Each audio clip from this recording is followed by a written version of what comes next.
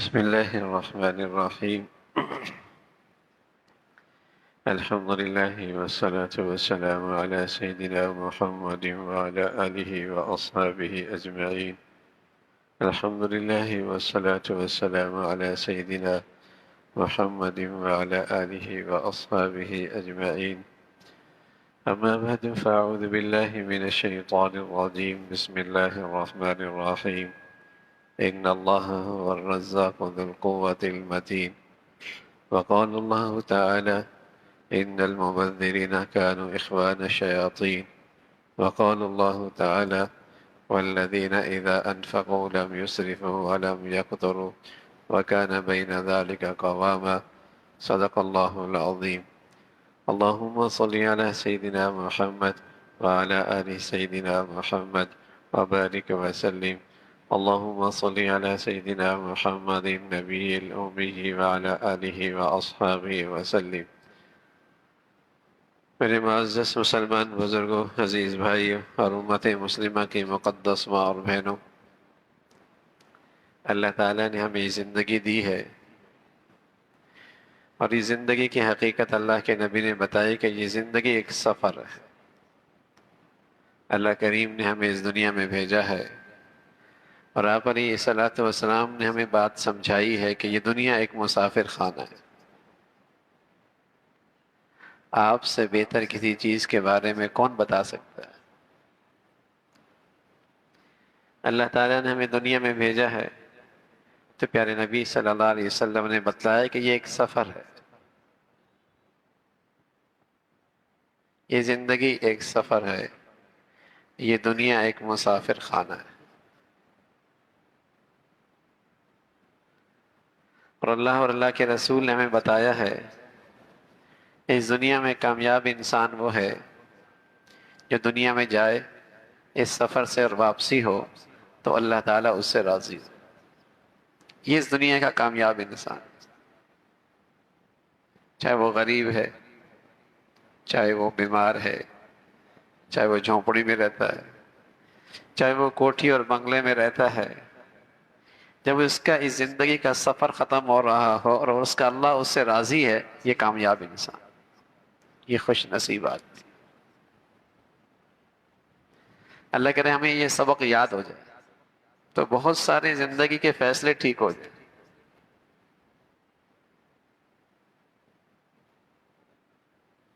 اور ہماری زندگی کی بہت سی پریشانیاں ختم ہو جائیں، اور ہماری زندگی کی ترجیحات بدل جائیں۔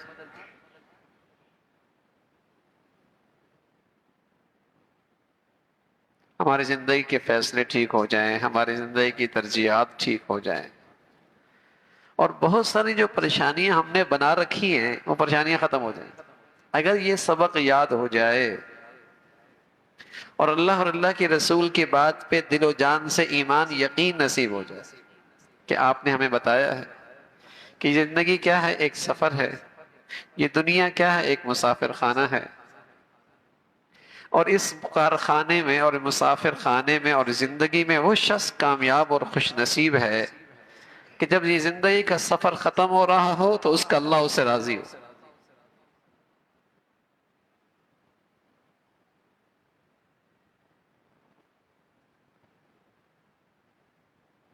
یہ خوش نصیب آدمی ہے، یہ کامیاب آدمی ہے، خوش نصیب آدمی ہے، عقل مند آدمی ہے، دور اندیش ہے، روشن خیال ہے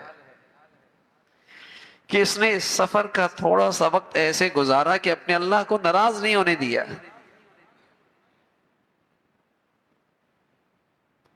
یہ خوش نصیب آدمی، چاہے اس کی ذات کی رضا جھونپڑی میں مل جائے، بیماری بھی مل جائے تو تب بھی خوش نصیب ہے، تب بھی یہ خوش نصیب ہے، اور چاہے اس ذات کی رضا صحت میں مل جائے، خوشحالی میں مل جائے، تب بھی خوش نصیب ہے۔ یہ سبق یاد ہو جائے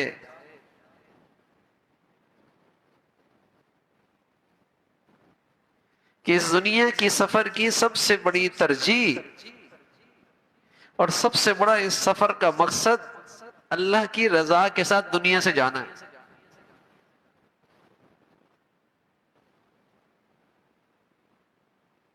یہ ہے مقصد.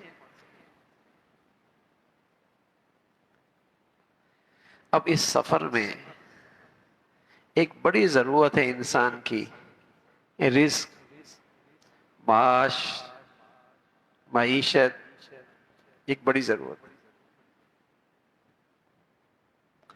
لیکن میرے عزیزو، اس کو ضرورت تک رکھنا، مقصد نہ بنانا.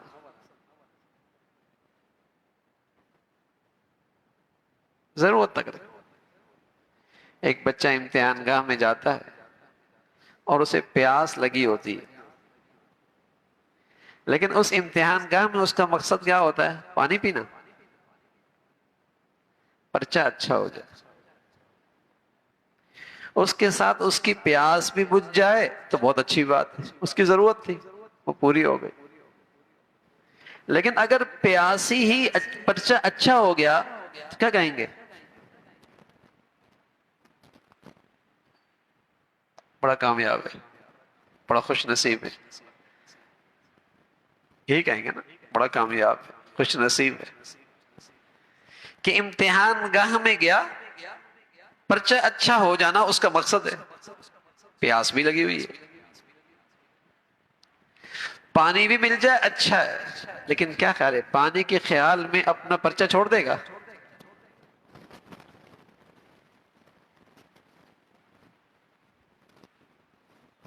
کیا پانی کی فکر میں پرچہ حل نہیں کرے گا؟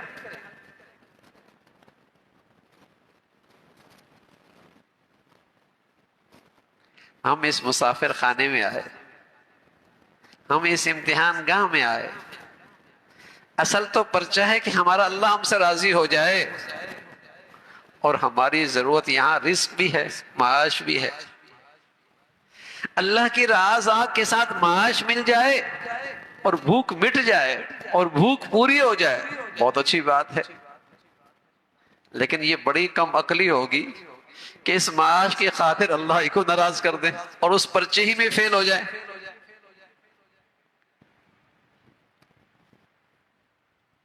آج ہو یہ رہا، معاش کی خاطر پرچے میں فیل ہو رہے ہیں.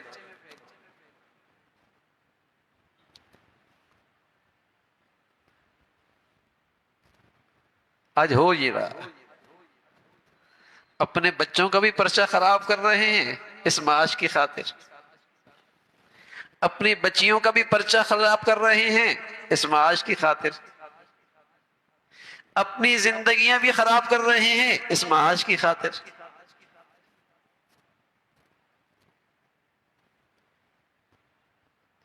امتحان گاہ میں بچہ پرچہ نہ دے اور پانی کی فکر میں لگ جائے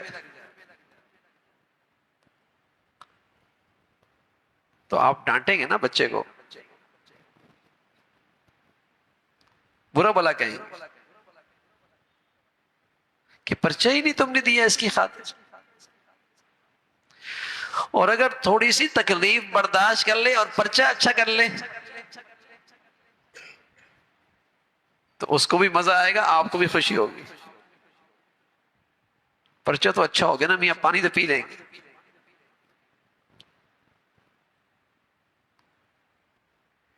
اسی طرح زندگی کے اس سفر میں، اس امتحان گاہ میں، پرچہ تو ہے اللہ کو راضی رکھنا ہے اور اس کے حکموں کی تعمیل کرنی ہے، ہر حال میں اس کی فرما برداری کرنی ہے. پرچہ تو یہ ہے. اس پرچے میں مجھے بھوک بھی لگتی ہے، معاش بھی میری ضرورت ہے. اگر اللہ کی فرما برداری کے ساتھ مل جائے تو بہت مبارک، اور اگر معاش میں کچھ کمی پیشی آ بھی گئی، اللہ راضی ہو گیا، تب بھی سمجھدار، عقل مند، خوش نصیب، کامیاب. یہی عقل مند ہے نا.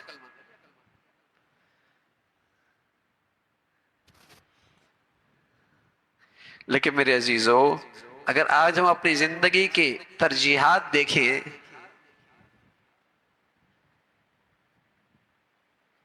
اور اپنی زندگی کا رہن سہن دیکھیں اور ہماری زندگی کے مقاصد دیکھیں تو ایسا لگتا ہے سب سے پہلا مقصد معاش ہے۔ بچیوں کی شادی کس کو دیکھ کے کرتے ہیں؟ بچوں کو رشتے کس بنیاد پہ کرتے ہیں؟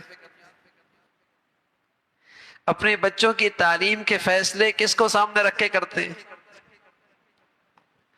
اللہ کی رضا کو سامنے رکھتے ہیں یا معاش کو سامنے رکھتے ہیں؟ بچیوں کے رشتوں میں اللہ کی رضا کو سامنے رکھتے ہیں یا معاش کو دیکھتے ہیں؟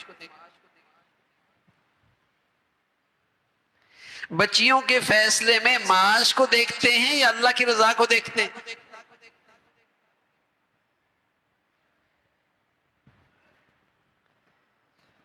پہلے پوچھا جاتا ہے کرتا کیا ہے، پڑھا ہوا کیا ہے، پیسے کما سکتا ہے؟ یہ کوئی نہیں پوچھتا۔ نماز بھی پڑھتا ہے، کوئی اللہ اور اللہ کے رسول کا ڈر بھی ہے؟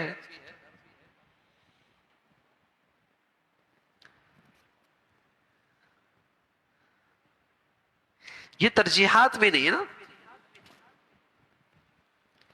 معاش ترجیحات میں ہے، معیشت۔ اور سچ یہ ہے میرے عزیزو کہ رزاق اللہ، رزاق اللہ معیشت کے بارے میں ہمیں ہمارے دین نے یہی سبق دیا کہ رزاق اللہ،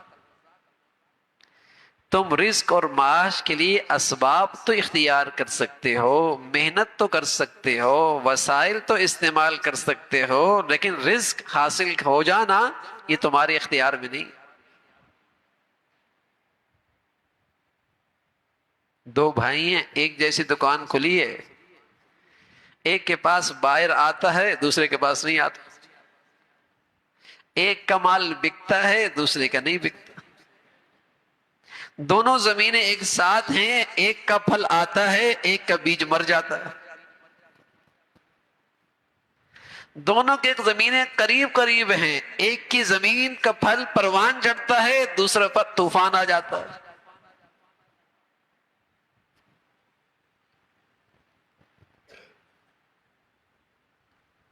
رزاق اللہ، رزق اللہ کے پاس، رزق دینے والی وہ ذات، اللہ یبسط الرزق لمن یشاء ویقدر، اس کی مرضی ہے، کسی کو زیادہ دے کسی کو تھوڑا دے، وہ حکیم ذات ہے، وہ علیم ذات ہے۔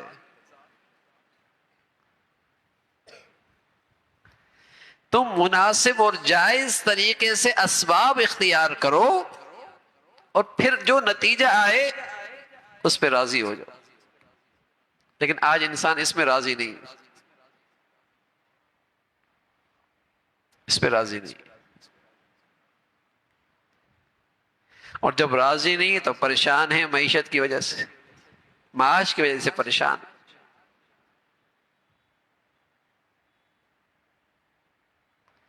اور دوسری اس ضرورت کے بارے میں ہدایت یہ فرمائی کہ دیکھو رزق تمہارے اختیار میں نہیں ہے، لیکن جو رزق آ گیا، جو اخراجات ہیں، جو تم اپنی زندگی کے اخراجات بنا رہے ہو، یہ اخراجات تو تمہارے اختیار میں ہیں، چاہو تو اپنے اخراجات کو لاکھوں میں لے جاؤ اور چاہو تو تم اسے ہزاروں میں رکھو، یہ تو تمہارے اختیار میں نا۔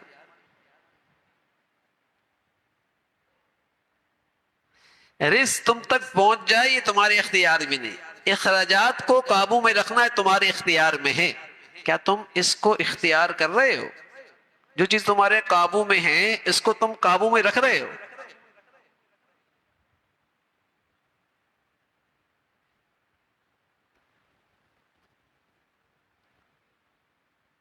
وہاں ہمارے شریعت نے ہمیں پیغام یہ دیا کہ جب بھی تمہارے پاس آمدنی آئے تو اپنے اخراجات میں سب سے پہلے ضروریات کو دیکھو اور فضولیات کو ہٹا دو۔ تم اپنی ضروریات کے فہرست بناؤ اور اپنی آئی ہوئی آمدنی جو تمہارے اختیار میں نہیں ہے آ گئی ضروریات پہ خرچ کرو.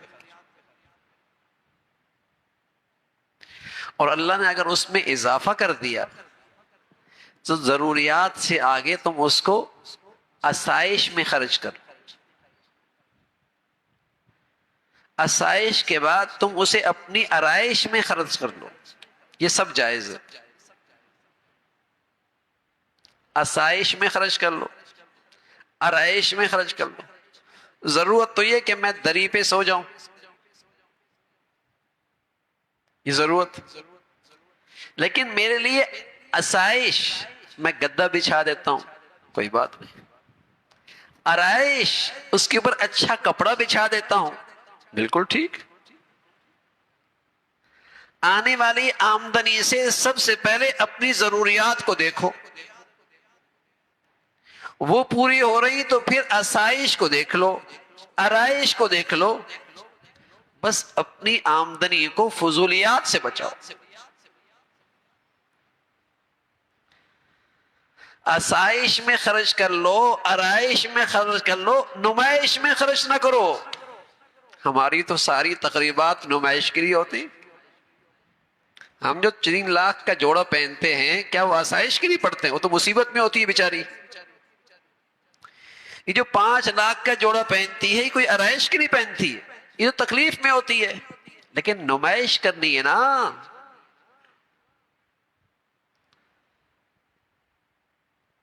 کہ اونچے گھرانے کی شادی ہے تبھی تو بڑے کلب میں جانا ہے، تبھی تو بڑی ہوٹل بک کرانی ہے. ناک کٹ جائے گی نا.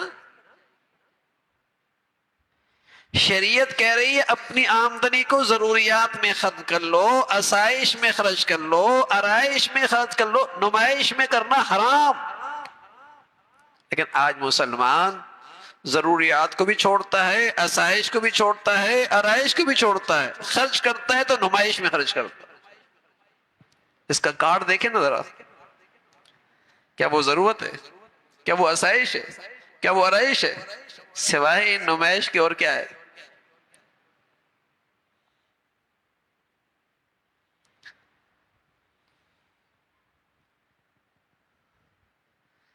جب ہم معاش کے سلسلے میں اپنے اللہ کو ناراض کریں گے تو بتائیے ہمارے معاش کے مسئلے حل ہوں گے؟ جب ہر فرد اپنے دائرہ زندگی میں معاش کے سلسلے میں اللہ کو ناراض کر رہا ہے، اسراف کر رہا ہے، تبذیر کر رہا ہے، نمائش کر رہا ہے، تو پھر جو ذمہ دار قومی سطح پہ انہیں ملیں گے وہ بھی ایسی مخلوق ملے گی نا. وہ بھی نمائش کرے گی، وہ بھی ضائع کرے گی آپ کی دولت.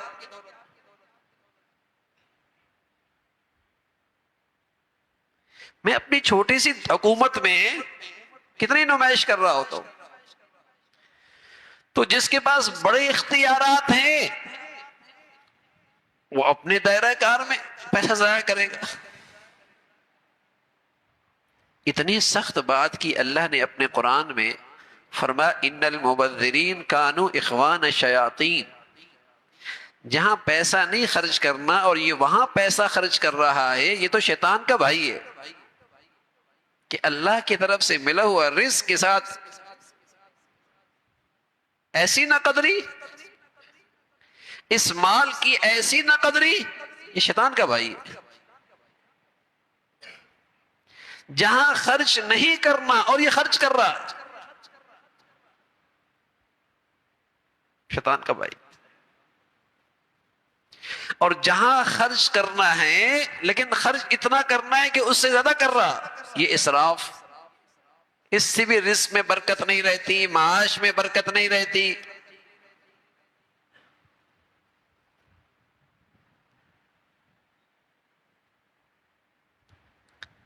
تو رزق ایک ضرورت ہے، معاش ایک زندگی کی ضرورت ہے، اس مسافر خانے کی ضرورت ہے.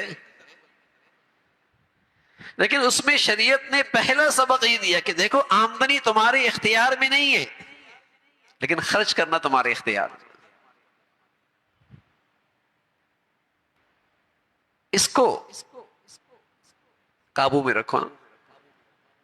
ضروریات دیکھو وہ پوری ہو رہی ہیں تو پھر آسائش دیکھ لو، آرائش دیکھ لو، ضروریات دیکھ لو، فضولیات چھوڑ دو۔ لیکن اب تو مسلمانوں نے فضولیات کو ضروریات کے فہرست میں ڈال دیا، فضولیات کو ضروریات کے فہرست میں ڈال دیا۔ معاش کا مسئلہ ہے، ہاں، لیکن تفریح کرنی ہے، لیکن ایسی کرنی ہے کہ پوری برادری کو پتہ لگے کہ اس سال تو ہم وہاں گئے تھے، اور وہاں جانے کے بعد پھر اسٹیٹس بھی لگانا ہے، نمائش، پھر اسٹیٹس بھی لگانا ہے، نمائش۔ اور یہ ایسی بیماری ہے آپ کو اندازہ نہیں ہوتا کہ اس نمائش سے کتنے لوگوں کے گھر خراب ہوتے۔ تم تو چلے گئے اور نمائش بھی کر دی، لیکن جس گھر میں وہ تمہاری تصویر آئی اور اسٹیٹس آیا، اب وہاں بیوی شوہر سے الجھ رہی ہے، تم تو لے کے نہیں جاتے، بچے ماں باپ سے الجھ رہے ہیں، آپ تو ہمیں کہیں لے کے نہیں جاتے، اور یہ شوہر ہے بیچارہ، یہ ڈپریشن میں جا رہا ہے کہ میرے پاس آمدنی نہیں کہ میں اپنے بچوں کو لے کے جاؤں۔ کتنے گھر ایسے ہیں جو ان کے اسٹیٹس سے ٹوٹتے ہیں، نمائش ہے نا، اور یہ سوچتا ہی نہیں ہے کہ کیا کر رہا ہے یہ۔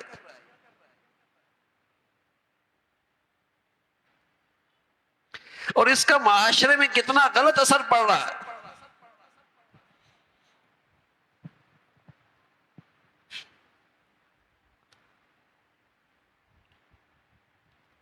مسلمان تو کسی دور میں اتنے محتاط ہوا کرتے تھے، اگر پڑوس میں کوئی انتہائی غریب ہوتا اور اس کو اللہ خوشحالی دیتا تو جب اپنے گھر میں اپنے بچوں کے لیے چیز لے کے آتا تو کوشش کرتا کہ ان کی نظروں سے اوجھل ہو جائے، تاکہ کسی بچے کو اپنی غربت کا احساس نہ ہو،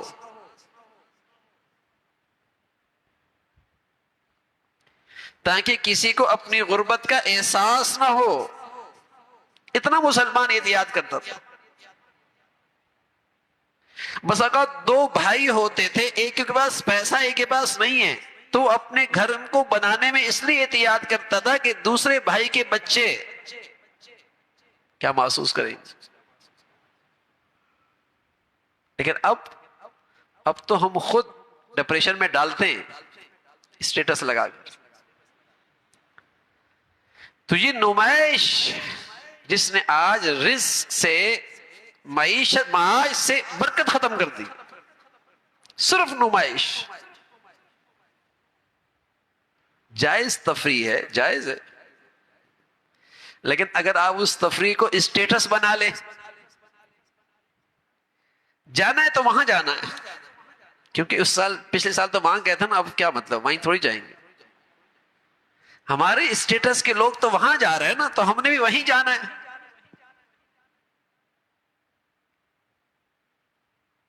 ورنہ تو اسٹیٹس خراب ہو جائے گا، یہ تو یہیں ہمیشہ یہیں جاتے ہیں۔ پھر ہمارے بچوں کو فلاں بچے کیا کہیں گے، پھر تو ہماری بچیاں ڈپریشن میں چلی جائیں گی۔ یہ نمائش، شریعت نے کہا آپ اپنی آمدنی سے ضرورت پوری کریں، اپنی آسائش کا بھی خیال رکھیں، آرائش کا بھی خیال رکھیں، گنجائش ہے، نمائش سے بچو نا بھائی۔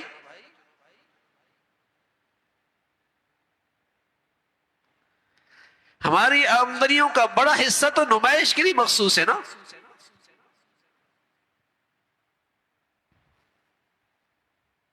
مسلمان اور معیشت کے بارے میں پریشان، جس ذات نے ہمیں اس مسافر خانے میں بھیجا ہے، کیا پریشان کرنے کے لیے بھیجا ہے؟ اس ذات نے معاش کے بارے میں ہماری رہنمائی فرمائی ہے، لیکن ایک مسلمان ہے، اسے کریم رب کی ہدایات پر توجہ ہی نہیں ہے۔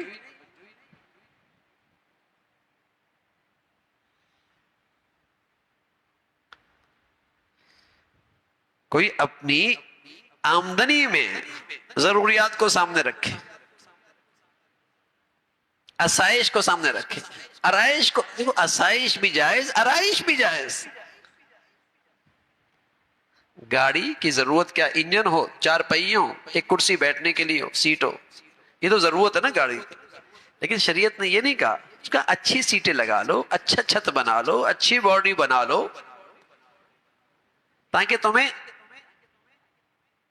آرام ملے اور تمہیں اچھا لگے، اس کے مطابق گاڑی بنا لو، یہ بھی جائز ہے۔ لیکن ہم نے تو اس لیے سواری خریدنی ہے کہ ہمارا اسٹیٹس پتہ لگے، نہ میرے پیش نظر ضرورت ہے، نہ آسائش ہے، نہ آرائش ہے، میرے پیش نظر تو لوگوں کی نظروں میں بڑا ہونا ہے، بڑائی ہے۔ یہ حرام، یہ حرام۔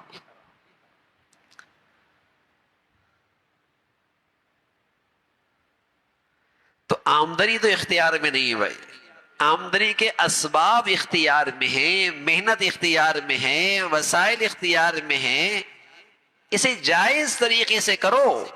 رزاق اللہ، رزق اللہ نے دینا ہے، البتہ آمدنی کو خرچ کرنا یہ آپ کے اختیار میں۔ پیارے رسول صلی اللہ علیہ وسلم فرمایا کرتے تھے، الاقتصاد نصف المعیشہ، میانہ روی، آدھی معیشت تو تمہاری اسی سے حل ہو جائے گی، تمہارے معاش کے آدھے مسئلے تو اسی سے حل ہو جائیں گے کہ تم اپنی زندگی کو میانہ روی پہ لے کے آؤ نا۔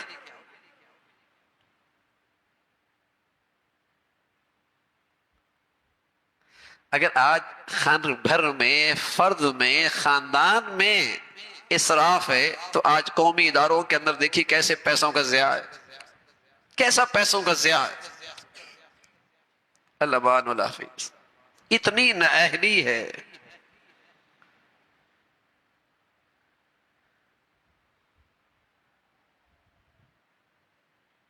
حسن انتظام ہوتا تھا، عقل مندی اور اہلیت ہوتی تھی کہ تھوڑے وسائل سے بڑھیا کام، معیاری کام۔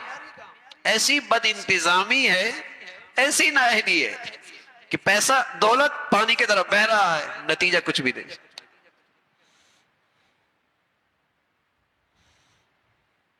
اور یہ ملک جسے اللہ نے خزانوں سے بھرا ہوا رکھا، اس کے زمینوں میں خزانے، اس کے پہاڑوں میں خزانے، اس کے سمندروں میں خزانے، اس کے ایسے موسم، لیکن کون فائدہ اٹھائے اس موسم سے؟ دنیا میں سورج نکلتا نہیں، ہمارے ہاں سورج نکلتا ہے، جب تک وہ غروب کے قریب نہیں ہوتا ہم تک بازار نہیں کھولتے۔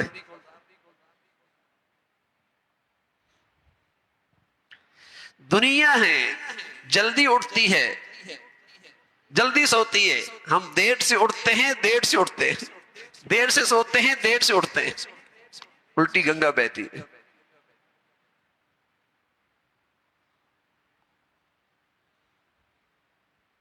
اللہ کے نبی فرمایا کرتے تھے، اللہ مبارک لامتی فی بکورہا، اللہ میری امت کی صبح میں برکت دے دے۔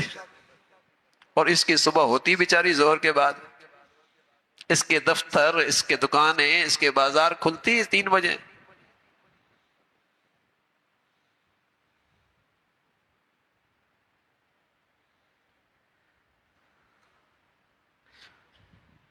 ہم نے تو اپنے نبی کی دین کی زندگی چھوڑ دی نا، پھر پریشانی ہوتی ہے، معاش، معیشت، پھر رونا ہے، پھر نحوست بھی ہے، بے برکتی بھی ہے۔ تو کفایت شعاری کتنی ہے،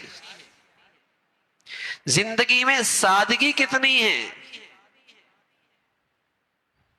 نمائش نمائش، اور اس سے پورا معاشرہ خراب ہو رہا، پورا معاشرہ خراب ہو رہا۔ یہ آپ سنتے ہوں گے کہ فلاں ماشاء اللہ ہر سال عمرہ کرتا ہے، ہر سال حج کرتا ہے، بلکہ ہر مہینے جاتا ہے، اعتکاف بھی وہیں کرتے ہیں۔ اللہ تعالیٰ قبول فرمائے، اچھی بات ہے، اللہ نے اسے توفیق دی ہے، اللہ نے مال دیا ہے، اور مال کے ساتھ ساتھ یہ نیکیوں کی توفیق بھی دے رکھی ہے، لیکن کیا ہی اچھا ہے کہ خوشحال مسلمانوں کے گھرانوں میں اور زندگیوں میں یہ آواز بھی سنائی دیتی کہ اللہ نے اتنی دولت دی ہے لیکن اپنے بچوں کی شادی شریعت کے مطابق کی، اپنی بیٹیوں کی شادی سنت کے مطابق کی۔ اللہ کرے یہ بھی آواز آتی نا۔ اس کی تقریبات میں ایسی سادگی تھی کہ دوسری بیٹیوں اور بہنوں کو حوصلہ ملا کہ ہم بھی اپنی بچیوں کو اس طریقے سے بھیج سکتی دوسروں کے گھر۔ لیکن اب تو انہوں نے معاشرے میں اسٹیٹس ہی ایسا بنا دیا کہ بیچاری بچیاں انتظار میں بیٹھے بیٹھے سر کے بال سفید ہو جاتے ہیں، اور نوجوان بیچارے اپنی یہ فریضہ پورا کرنے کے لیے اپنی جوانی بھی کھو بیٹھتے۔ معاشرے نے اسٹیٹس سیٹ کر دیا نا، اسٹیٹس سیٹ کر دیا، اس لیے ماں باپ بھی کہتے ہیں پاؤں پہ کھڑے ہو جاتے، وہ بیچاروں سے گھٹنوں میں درد شروع ہو جاتا، کمر میں درد شروع ہو جاتا۔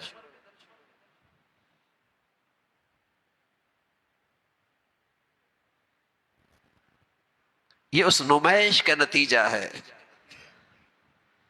جس نے آج معاشرے میں بے شمار مسائل کھڑے کر رکھے ہیں، بے شمار۔ کتنے گھر اس وجہ سے خراب ہیں کہ آج دولت کا بے جان نمائش، آج دولت کی بے جان نمائش، تقریبات دیکھیں، رہن سہن کے انداز دیکھیں، بے جان نمائش۔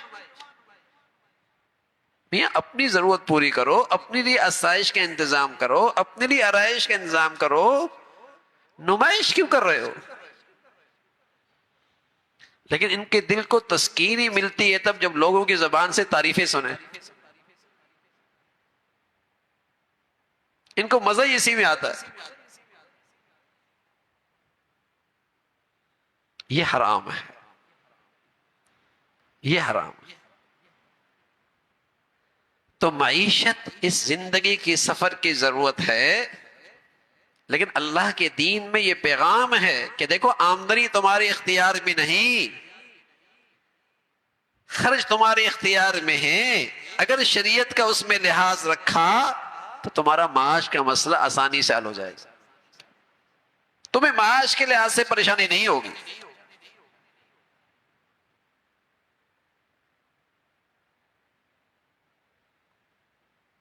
پھر رسول اللہ صلی اللہ علیہ وسلم ایک دعا امت کو دے کر گئے، اگر ہمارے حق میں وہ دعا قبول ہو گئی کبھی معاش کی پریشانی نہیں ہوگی، کبھی معیشت کی پریشانی نہیں ہوگی۔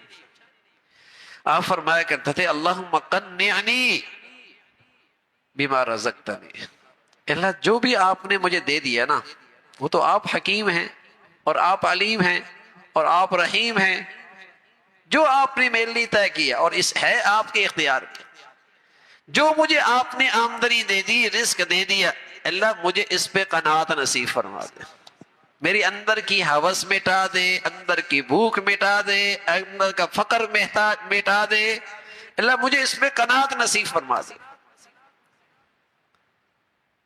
رسول اللہ صلی اللہ علیہ وسلم دعا کیا کرتے تھے اللہم انی اسألک ایمان یباشر قلبی حتی اعلم انہ لا یصیبنی الا ما کتبت لی ورضا من المعیشت ما قسمت لی، اللہ مجھے ایسا ایمان دے دینا کہ جو آپ میرے لیے رزق طے کر دیں میں اس پہ راضی ہو جاؤں، جو آپ میرے لیے رزق طے کر دیں، اس لیے کہ رزاق تو آپ ہیں، جو آپ نے طے کر لیا میرے لیے اللہ مجھے اس پہ اطمینان نصیب فرما، ایسا ایمان دے۔ اللہم قنعنی بما رزقتنی، اللہ قناعت دے دے جو آپ نے دیا، وبارک لی فی، اللہ اس میں برکت بھی دے دے، سبحان اللہ، برکت بھی دے دے۔ برکت کس کا نام ہے کہ تھوڑا ملا لیکن نفع بہت ملا، ملا تھوڑا لیکن اس میں نفع بہت ملا۔ ایک آدمی نے آج دکان سے 1000 روپے کمایا، گھر جانے کے لیے نکلا تو دوست کھڑا تھا، چلو میرے ساتھ، کرایہ بچ گیا، ضرورت کی چیز خریدنے لگا، سستی مل گئی، اچھی مل گئی، گھر پہنچا سب کے چہروں پہ سکون، اطمینان، صحت، اس کے 1000 میں بڑی برکت۔ دوسرا صحابی آج دکان سے 1,00,000 روپے لے کے نکلے، گاڑی میں بیٹھے، گاڑی خراب، خریدنے کے گئے، لینا کچھ نہیں تھا، ملی کچھ اور۔ گھر پہنچے تو پتہ لگا ٹیسٹ کرانے کے لیے جانا پڑے گا، لے گئے وہاں، انہوں نے وہیں اسپتال میں رکھ لیا، چند دن ہی رکھا، 1,00,000 چلا گیا۔ وہ 1,000 لے کے آیا تھا، اس میں نفع بہت تھا، برکت بہت تھی، یہ 1,00,000 جیب میں تو آیا لیکن کہاں گیا کچھ نہیں پتہ لگا۔ اور میرے عزیزو، آج یہی تو ہو رہا، کثرت تو بہت ہے لیکن جا کہاں رہا ہے کچھ نہیں پتا۔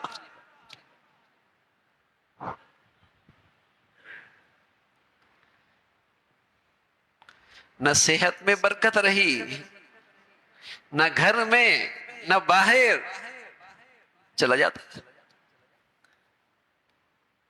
لیکن آج دنیا میں کثرت حکومت کر رہی ہے نا، ہر آدمی کثرت کے پیچھے دوڑ رہا ہے، برکت کی تو توجہ ہی نہیں ہے کہ برکت بھی ہونی چاہیے، برکت کے بغیر کثرت تو وبال ہے،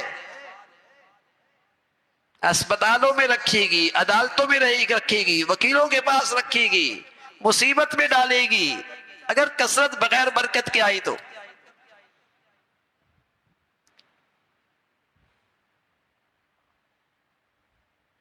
برکت مانگ لو بھی کہ تھوڑے میں بھی نفع بہت ہو، آرام مل گیا، صحت مل گئی، سکون مل گیا، اور سب سے بڑھ کر ایمان محفوظ ہو گیا۔ تو رسول اللہ صلی اللہ علیہ وسلم فرمایا کرتے تھے، اللہم قنعنی بما رزقت، اللہ جو بھی آپ دے دیں مجھے اس پہ قناعت دے دے اور اس میں برکت عطا فرما، برکت عطا فرما، برکت والا رزق، برکت والا رزق۔ پھر حضور علیہ الصلوۃ والسلام نے چند اسباب بتائے، ہمارے دین نے چند اسباب بتائے جس سے رزق میں بڑی برکت بھی ہوتی ہے اور آسانی بھی ہوتی ہے، رزق میں برکت بھی ہوتی ہے، آسانی بھی ہوتی ہے۔ ایک شخص آیا، کہنے لگا یا رسول اللہ احب ان یوسع لی رزقی، میں چاہتا ہوں میرا رزق کشادہ ہو جائے۔ آپ علیہ الصلوۃ والسلام دم علی الطہارہ حتی یوسع لک رزقک، ہمیشہ طہارت کی زندگی گزارو تمہارا رزق کشادہ ہو جائے،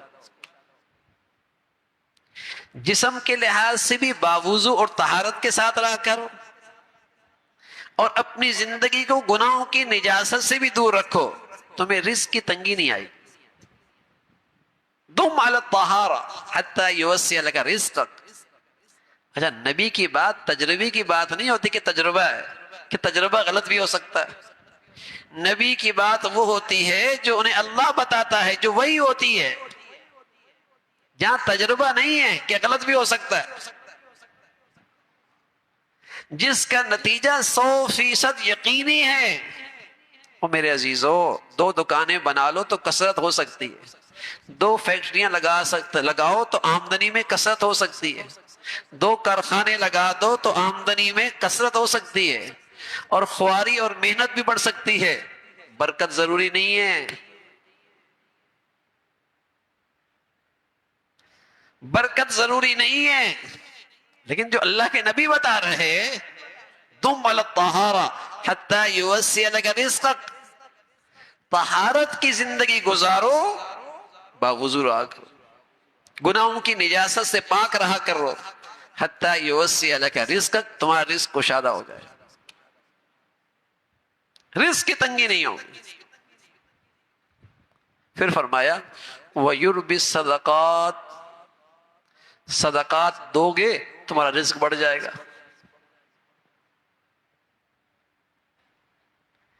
صدقات کی کثرت کرو گے تمہارے رزق میں اضافہ ہو جائے گا، کبھی 1 سے 2 ہو جائے گا، اور کبھی ایک ہی کے اندر اللہ اتنی برکت دیں گے کہ 10 سے زیادہ نفع والا ہو جائے گا۔ وَيُرْبِي الصَّدَقَاتِ، اس سے مال بڑھ جاتا ہے۔ آمدنی بڑھانے کے یہ بھی اسباب ہیں، اور یہ یقینی ہیں اور برکت والے ہیں۔ برکت والے، کبھی صدقہ خیرات کرنے والے کو آپ فقیر نہیں دیکھیں گے، سود خور کو آپ دیکھیں گے الٹ گیا، شرابی کو آپ دیکھیں گے 0 پہ آ گیا، جوا کھیلنے والے کو دیکھیں گے تباہ ہو گیا، صدقہ خیرات کرنے والے کو نہیں دیکھیں گے کیونکہ تنگ دست ہو گیا۔ وَيُرْبِي الصَّدَقَاتِ، مال بڑھے گا، معاش کی پریشانی نہیں رہے گی۔ رسول اللہ صلی اللہ علیہ وسلم نے فرمایا، ایک شخص تھا کھیتوں میں جا رہا تھا، مسلم شریف کی روایت ہے، اس نے بادل کو دیکھا اور بادل کے اندر سے آواز آئی کسی شخص کی، بادل چل پڑا، یہ بھی اس کے بادل کے نیچے نیچے چل رہا۔ ایک جگہ بادل رکا، وہاں ایک آدمی زمین ہموار کر رہا تھا، پانی لگانے کے لیے کھڑا تھا اپنے کھیت کو، پانی وہیں برسا، نہ دائیں نہ بائیں نہ آگے یا پیچھے، وہاں برسا، اس آدمی نے اپنے کھیت کو پانی لگایا۔ اس شخص نے پوچھا تمہارا نام؟ اس نے بتا دیا، وہی نام اس نے بادلوں سے سنا تھا۔ کیا تم کیا عمل کرتے ہو کہ بادل وہاں سے چلا اور تمہارے کھیت پہ برسا؟ کہ اس کی آمنے والی آمدنی 3 حصوں میں کرتا ہوں، ایک حصہ اپنوں اہل و عیال پہ خرچ کرتا ہوں، ایک حصہ اسی زمین پہ دوبارہ لگا دیتا ہوں، اور ایک حصہ اللہ کے راستے میں خرچ کر دیتا ہوں۔ وہاں تو بادل چلا کرتے تھے زمین کو آباد کرنے کے لیے، اب آفات کہاں سے چلتی ہے اور طوفان کہاں بن کے گرتا ہے؟ جہاں فصلیں پکی ہوتی ہیں، جہاں پھل تیار ہوتے ہیں، وہاں طوفانی ہوائیں چلتی ہیں، وہاں ژالہ باری ہوتی ہے، وہاں طوفانی بارشیں ہوتی ہیں۔ صدقہ خیرات تو کیا دیں، یہ تو بیچارے عشر بھی نہیں دیتے، یہ تو بیچارے زکوٰۃ بھی نہیں دیتے، پھر برکت کیسے ہو؟ پھر برکت کیسے ہو؟ فصلیں تیار ہیں اور ژالہ باری ہو، پھل تیار ہے اور طوفانی ہوائیں۔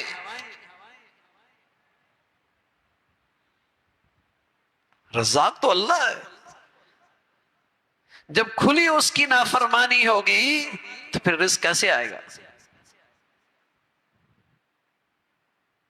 بادل چلتا ہے، اس کی زمین پہ برستا ہے، وہ کہتا ہے صدقہ دیتا ہوں، برکت ہوتی ہے۔ اب یہ بیچارہ سمجھتا ہے صدقے دینے سے تو پیسے کم ہو جائیں گے، ارے کم نہیں ہوں گے میاں، اسپتالوں سے بچ جائیں گے، مصیبتوں سے بچ جائیں گے، ضائع ہونے سے بچ جائیں گے، اور تیرے پیچھے جو رہ جائے گا اس میں برکت بہت ہوگی، نفع بہت ہوگا اس مال سے۔ معاش اچھا ہو جائے گا بھائی، طہارت کی زندگی ہو، صدقہ خیرات کی عادت ہو۔ رسول اللہ صلی اللہ علیہ وسلم فرمایا کرتے تھے، من الذی مع الاستغفار جعل اللہ له من كل ضیق مخرجا ومن كل ہم فرجا ورزقہ من حیث لا یحتسب، جو کثرت سے اللہ تعالی سے معافیاں مانگتا رہے گا، کثرت سے، اللہ اسے روزی وہاں سے دیں گے کہ اس کے وہم و گمان کے اندر بھی نہیں ہو، اس کا معاش وہاں سے آئے گا، اس کی معیشت کا مسئلہ وہاں سے حل ہوگا کہ اس کے وہم و گمان میں بھی نہیں ہوگا.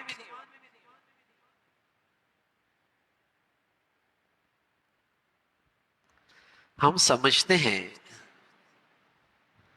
کہ ہمارے احوال اور ہمارے حالات اور ہماری زندگی تب درست ہوگی جب وسائل بہت ہوں، جب اسباب بہت ہوں، جب بچہ اچھے عہدے پہ چلا جائے گا، جب آمدنی بڑھ جائے گی تو ہمارے حالات درست ہو جائیں گے. ہم یہ سمجھتے ہیں. ہمارا دین کہتا ہے تم نے اگر اپنے حالات درست کرنے ہیں نا تو اپنے اعمال درست کر لو. اگر تم نے اپنے حالات سنوارنے ہیں نا تو اپنے اعمال سنوار لو. ہمارا دین تو ہمیں یہ کہتا ہے. لیکن ہماری ذہنیت کیا ہے کہ ہمارے بچوں کے حالات تب درست ہوں گے جب ان کی آمدنی ٹھیک ہو جائے گی، جب یہ فلاں عہدے پہ چلا جائے گا. جب آدمی کسی مصیبت میں جاتا ہے، مشکلات میں جاتا ہے، کسی پریشانی میں جاتا ہے، کیا امید رکھتا ہے؟ تعلقات اچھے ہو جائیں گے تو آمدنی ہو جائے گی، تو پیسے ہو جائیں گے تو ان مشکلات سے نکل جاؤں گا. ایسا ہی ہے. کوئی یہ نہیں سوچتا کہ ان مشکلات سے نکلنے کا راستہ اعمال کی درستگی. اور جو زیادہ دیندار خواتین ہوتی ہیں نا، جو بظاہر وہ جب مشکلات آتی ہیں، مصائب آتے ہیں، تو وہ کیا کرتی ہیں؟ وہ سمجھتے ہیں یہ مشکلات دور ہوں گی جب وظائف بڑھا دیں گے. وظائف. جو پھر دنیا دار ہوتے ہیں وہ سمجھتے ہیں کہ ان مشکلات سے نکلنا اسباب، وسائل.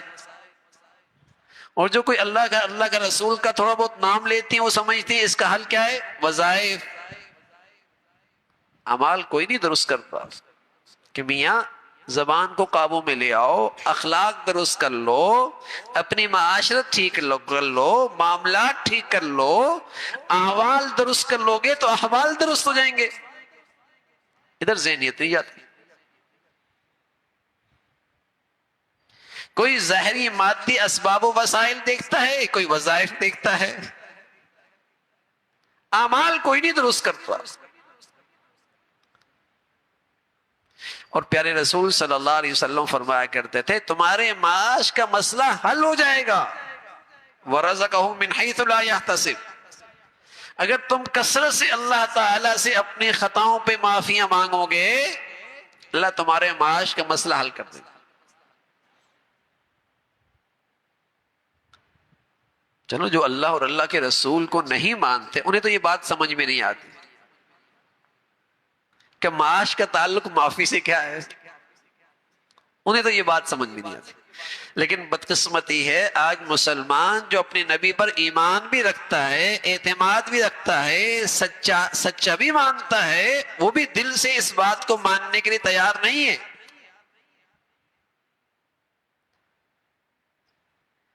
کہ ہمارا معاش کا مسئلہ اللہ کی طرف رجوع کرنے سے بھی حل ہو سکتا ہے.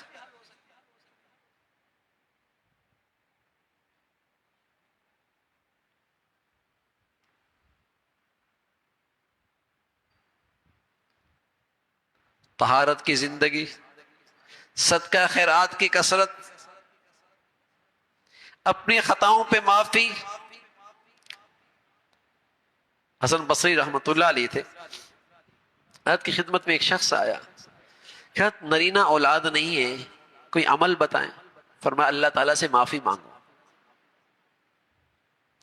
کچھ عرصے کے بعد ایک شخص آیا، کہا بارشیں نہیں ہو رہی، بڑی قحط سالی ہے، کوئی عمل بتائیں. فرمایا استغفار کرو.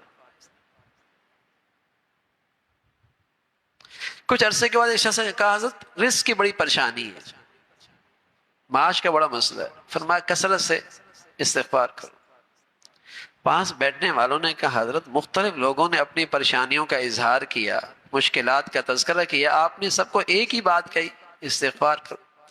فرمایا اللہ میاں نے قرآن میں یہی کہا ہے فَقُلْتُ اسْتَغْفِرُوا رَبَّكُمْ إِنَّهُ كَانَ غَفَّارًا يُرْسِلِ السَّمَاءَ عَلَيْكُمْ مِدْرَارًا وَيُمْدِدْكُمْ بِأَمْوَالٍ وَبَنِينَ. اگر تم استغفار کرو گے رحمت کی بارشیں آئیں گی، اللہ تمہیں نرینہ اولاد دیں گے، تمہارا رزق بڑھا دیں گے۔ وَيُمْدِدْكُمْ بِأَمْوَالٍ، تمہارا مال بڑھا دیں گے۔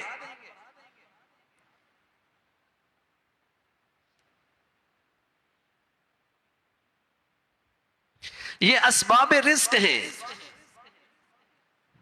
یہ اللہ کے ہاں سے رزق کو کھینچنے والے اسباب ہیں جو اللہ نے خود بتائے ہیں۔ اس سے رزق میں برکت آئے گی۔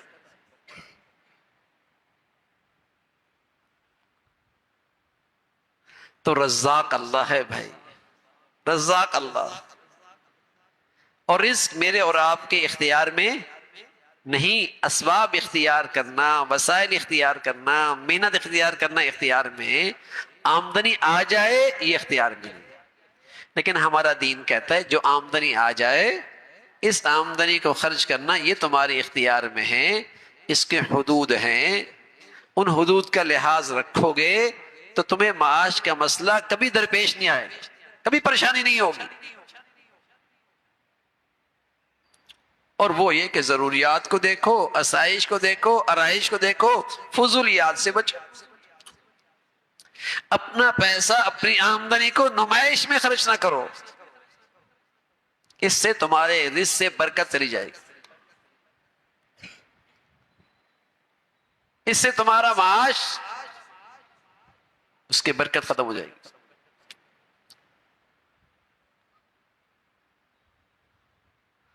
تو معاش کے سلسلے میں جو ہماری ضرورت ہے، مقصد نہیں ہے، مقصد نہیں ہے معاش، اس لیے کبھی معاش کی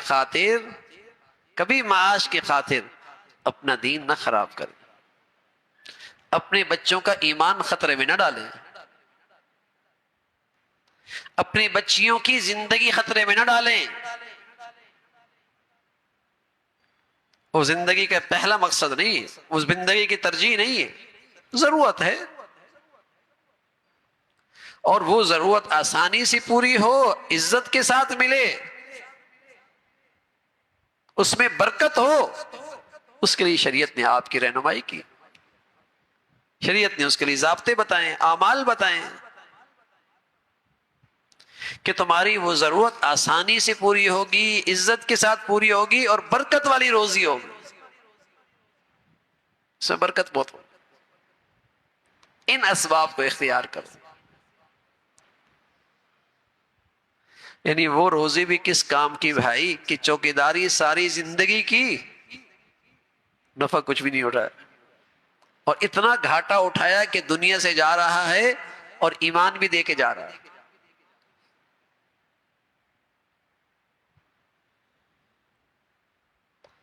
ایمان بھی دے کے جا رہا۔ تو ہمیشہ اللہ تعالی سے برکت والی روزی مانگنی چاہیے، برکت والی روزی مانگنی چاہیے، اور ہمیشہ اپنی زندگی کا جائزہ لینا چاہیے کہ اللہ تعالیٰ نے جو مال دیا ہے، آمدنی دی ہے، کہیں یہ فضولیات میں تو خرچ نہیں ہو رہا، کہیں گناہوں میں تو خرچ نہیں ہو رہا، کہیں یہ نمائش اور شہرت میں تو خرچ نہیں ہو رہا۔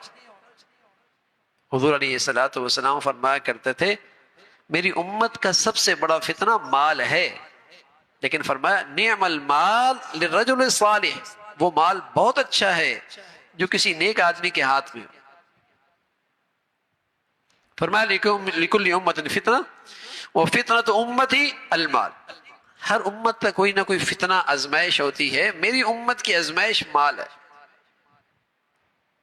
اس مال کی خاطر یہ اپنا ایمان بھی ضائع کریں گے، اپنا دین بھی خراب کریں گے۔ لیکن فرمایا نعم المال للرجل الصالح، وہ مال بہت اچھا ہے جو کسی اچھے آدمی کے ہاتھ میں آ جائے، اس کا استعمال صحیح کرے، اس سے تعمیر کا کام کرے، تخریب کا کام نہ کرے، اس سے معاشرہ خراب نہ کرے، اس سے لوگوں کی ضروریات پوری ہو، وہ مال لوگوں کے کام آئے۔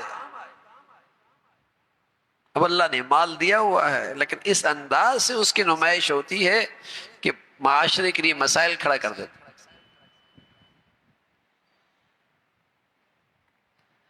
تو ہمیشہ اللہ تعالیٰ سے یہ دعا کرتے رہنا چاہیے کہ اے اللہ جو رزق آپ عطا فرمائیں اس پہ قناعت نصیب فرما، اس پہ قناعت نصیب فرما، اور ہماری اندر کی بھوک مٹا دے اور ہمارے اندر کا فقر ختم کر دے۔ آپ علیہ الصلوۃ والسلام فرمایا کرتے تھے اصل مالداری تو دل کی مالداری ہے، کہ دل کے اندر بھوک نہ رہے۔ کسی آدمی کے ہاتھ میں بہت مال ہو ضروری نہیں کہ وہ مالدار ہو، بس اوقات وہ بیچارہ مال کا چوکیدار ہوتا ہے، اندر کا فقیر ہوتا ہے۔ اصل مالدار وہ ہے جس کا دل اللہ غنی بنا دے۔ تو فرمایا دعا کیا کرو اللہم قننی بما رزقتنی، اللہ جو آپ نے عطا فرمایا ہے اس پہ قناعت نصیب فرما دے، اطمینان عطا فرما کہ میرے اندر کی بھوک مٹ جائے، اور اس میں برکت عطا فرما دے۔ بس برکت مانگ کریں، برکت، اللہ تعالی ہمارے رزق میں برکت دے دے، اور برکت کے ہم نے آپ کو اعمال بتائے۔ صدقہ خیرات کیا کریں، اپنے مال سے صلہ رحمی کیا کریں، اپنی زندگی پر کثرت سے استغفار کیا کریں، اور ہمیشہ طہارت کی زندگی اختیار کریں، طہارت کی زندگی اختیار کریں۔ انشاءاللہ معاش کے سلسلے میں کبھی پریشانی نہیں ہوگی، معاش کے سلسلے میں کبھی پریشانی نہیں ہوگی۔ اللہ رب العزت ہمیں دین کی ہدایات پر ہمیشہ عمل کی توفیق نصیب فرمائے۔ وآخر دعوانا ان الحمد للہ رب العالمین۔ اللہم لک الحمد کلہ ولک الشکر کلہ، اللہم لک الحمد کلہ ولک الشکر کلہ، سبحان اللہ وبحمدہ سبحان اللہ العظیم، سبحان اللہ وبحمدہ سبحان اللہ العظیم، لا الہ الا اللہ الحلیم الکریم، سبحان اللہ رب العرش العظیم، نسألک موجبات رحمتک وعزائم مغفرتک والغنیمة من كل بر والسلامة من كل إثم، اللهم لا تدع لنا ذنبا إلا غفرته ولا هما إلا فرجته ولا حاجة هي لك رضا إلا قضيتها يا أرحم الراحمين، يا حي يا قيوم برحمتك نستغيث، أصلح لنا شأننا كله ولا تكلنا إلى أنفسنا طرفة عين، یا ارحم الراحمین۔ جو کچھ کہا سنا عمل کی توفیق نصیب فرما، ہم سب کے ظاہری باطنی گناہوں کو معاف فرما، اے مولا کریم خلوتیں جلوتوں کی ساری خطاؤں کو معاف فرما، آپ کے حق میں مخلوق کے حق میں جو کوتاہیاں ہوئیں اے مولا اپنی رحمت سے معاف فرما۔ مولا کریم ہم سبھی کو اپنی فرما برداری کی زندگی نصیب فرما، اپنی پسند کا جینا نصیب فرما، کلمے والی موت نصیب فرما، گناہوں کی نجاستوں سے، گناہوں کی نحوستوں سے، گناہوں کی گندگیوں سے ہمیں، ہمارے بچے بچیوں کو، ہمارے گھروں کو محفوظ فرما۔ یا ارحم الراحمین ہمیشہ حلال عطا فرما، برکت والا عطا فرما، عزت والا عطا فرما، دین ایمان کی حفاظت کے ساتھ عطا فرما، حرام سے محفوظ فرما، ہمارے بچوں کو حرام سے محفوظ فرما، ہمارے گھروں کو حرام آمدنی سے محفوظ فرما۔ یا ارحم الراحمین اپنے فضل سے مخلوق کی محتاجی سے محفوظ فرما، ہمیشہ اپنے در کا فقیر بنا، اپنی ذات سے مانگنا نصیب فرما، غیروں کے سامنے ہاتھ پھیلانے سے محفوظ فرما، اے مولا کریم دل کا غنا نصیب فرما، اے مولا کریم اندر کے فقر سے محفوظ فرما۔ یا ارحم الراحمین اپنے خزانوں سے ہماری ضروریات پوری فرما، مشکلات کو آسان فرما، پریشانیوں کو ختم فرما۔ میرے بھائی نے، ان کی بہن بیمار ہے، باقی حضرات نے بھی اپنی بیماروں کے متعلق درخواست کی، اے مولا سبھی کو صحت کاملہ شفاء عاجلہ نصیب فرما، سبھی کو صحت کاملہ شفاء عاجلہ نصیب فرما، اے مولا کریم تمام بیماروں کو صحت کاملہ شفاء عاجلہ نصیب فرما۔ یا ارحم الراحمین تمام حاضرین حاضرات سامعین سامعات کی تمام جائز حاجات کو پورا فرما، مشکلات کو آسان فرما، پریشانیوں کو ختم فرما، اپنے فضل سے ہمیں اپنے بچے بچیوں کو اے اللہ صحیح نہج پہ ان کی تعلیم تربیت کے فیصلوں کی توفیق عطا فرما، ہمیں اپنے بڑوں کے لیے صدقہ جاریہ بنا، ہماری اولادوں کو ہمارے لیے صدقہ جاریہ بنا، ہمیں اپنے بڑوں کے لیے صدقہ جاریہ بنا، ہماری اولادوں کو ہمارے لیے صدقہ جاریہ بنا۔ یا ارحم الراحمین اپنے فضل سے، اپنے کرم سے بری موت سے، برے لوگوں سے، شریروں سے، حاسدوں سے ہمیشہ محفوظ فرما۔ اپنے فضل سے مولا کریم جو بچیاں گھروں میں ہیں ان کے لیے نیک صالح رشتوں کا انتظام فرما۔ جو بچیاں گھروں میں جا چکی ان کے گھروں کو محبت اور تقوی سے آباد فرما۔ گھروں کو ٹوٹ پھوٹ سے، انتشار سے، بے برکتی سے، نحوستوں سے محفوظ فرما۔ یا ارحم الراحمین تمام اہل ایمان کو باہمی اتفاق نصیب فرما۔ دین کی خدمت کی جتنی شکلیں تیرے ہاں مقبول ہیں سبھی کی حفاظت فرما۔ اپنے پیاروں کی عظمت، محبت، صحبت نصیب فرما۔ ہمارے ملک کو سلامتی عطا فرما۔ اے مولا ہمارے ملک کو سلامتی عطا فرما۔ یا ارحم الراحمین ہمارے وطن عزیز کو استحکام عطا فرما۔ یا نیکی کی اور خیر کی اور تعمیر کی قوتوں کو غلبہ نصیب فرما۔ اپنے فضل سے یہاں ایمان ہدایت کی فضاؤں کو عام فرما۔ شریروں سے اے مولا کریم دین دشمنوں سے اس ملک کو محفوظ فرما۔ یا ارحم الراحمین پوری امت مسلمہ کے حال پہ رحم فرما۔ مظلوم مسلمانوں کی مدد اور نصرت فرما۔ ہم سب کے حال پہ رحم فرما۔ ہمارے شہر پہ رحم فرما۔ ہمارے ملک پہ رحم فرما۔ اے مولا کریم یہ بارشیں، یہ طوفانی احوال، اے اللہ مسلمانوں کو، ہمارے ملک کو اس سے محفوظ فرما۔ ہر قسم کی اچانک مصیبتوں سے اور ہر قسم کے حادثات سانحات سے اور ہر قسم کے زمینی، آسمانی، سمندری آفات سے اے مولا ہم سب کو محفوظ فرما۔ یا ارحم الراحمین اپنے فضل سے، اپنے کرم سے ہمیں ہر قسم کے حوادث سے، آفات سے اے مولا کریم، حادثات سے، ہواؤں سے، طوفانی ہواؤں سے اور سمندری طغیانیوں سے اے مولا اپنے فضل سے محفوظ فرما۔ ربنا تقبل منا انك انت السميع العليم وتب علينا انك انت التواب الرحيم وصلى الله على سيدنا محمد وعلى آله واصحابه اجمعين برحمتك يا رب۔